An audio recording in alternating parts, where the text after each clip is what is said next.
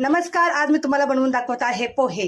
पोहे बनवण्यासाठी शेंगदाणे, कढीपत्ता, हिरवी मिरची, कोथिंबीर, कांदा, चवीनुसार मीठ, पोहे भिजवून घेतलेले आहेत, हळद आणि तेल.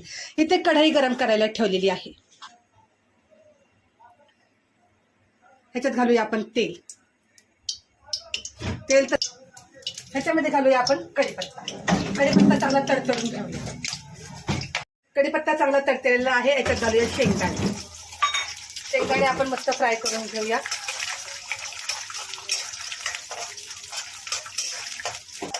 त्याच्यामध्ये घालूया आपण कांदा. शेंगदाणे चांगले मस्त लाल झालेले आहेत. कांदा घालून हलका गुलाबी रंगावरती फ्राय करून घेऊ.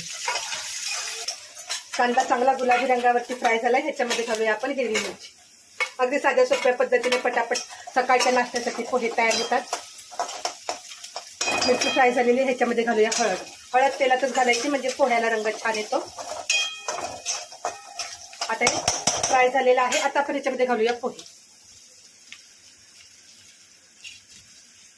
पोहे घातल्यानंतर आपण ह्याच्यावर पोह्यावर घालायचं आहे चवीनुसार मीठ.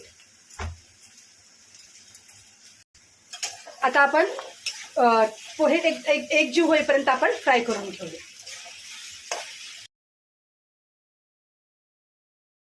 हे झाले आपले पोहे तयार. आता मी एका प्लेटमध्ये काढून घेतो. खूप छान आणि झटपटीने हे पोहे असे पटकन तयार होतात. तयारी करून ठेवली की आपले पोहे तयार. ह्याच्यावर घालूया मस्त कच्ची कोथिंबीर आणि हे लिंबू. हे झाले पोहे तयार.